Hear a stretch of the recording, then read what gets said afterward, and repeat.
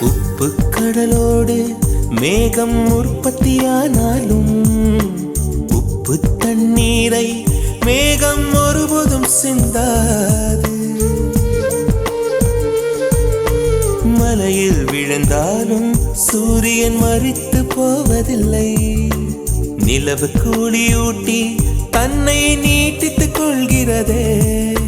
மேகமாய் நானும் மாறேனோ அதன் மேன்மை குணங்கள்